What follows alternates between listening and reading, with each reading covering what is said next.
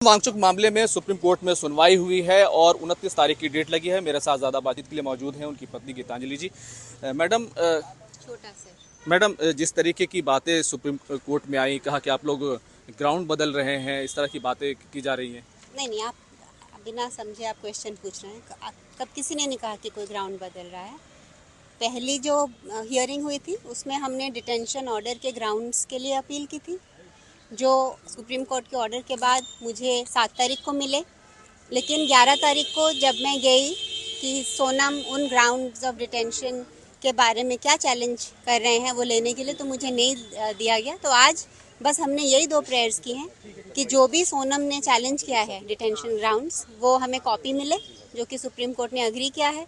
और सेकेंडली जो हमने एप्लीकेशन फाइल की थी उसको हम अमेंड करेंगे, जो कि जिसमें हम ये डिटेंशन ऑर्डर को चैलेंज करेंगे और ये सुनवाई 29 को आएगी। इसके अलावा और कुछ नहीं हुआ है डिस्कशन। और मैडम जो हलफनामे दाखिल किए गए उसमें जो विदेशी लिंक की बात की जा रही थी वो उसका जिक्र नहीं किया गया है। एडवाइजरी बोर्ड ने भी अभी कोई अप्रूवल नहीं दिया, इस तरह की मतलब उस पर भी खामोशी है।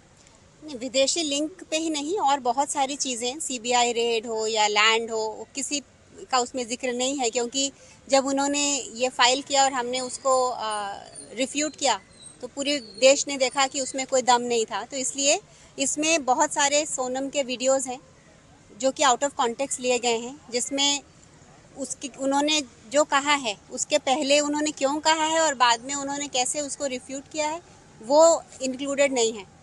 तो ये वीडियोस के बेसिस पे जो ये एनएसए पे उनको डिटेन किया गया है वो बहुत ही फ्रिवलस है और बहुत ही बेसलेस है, और जिसको हम चैलेंज करेंगे। मैडम रिप्रेजेंटेशन को लेकर बात कही जा रही है, रिप्रेजेंटेशन में डिले हुआ है।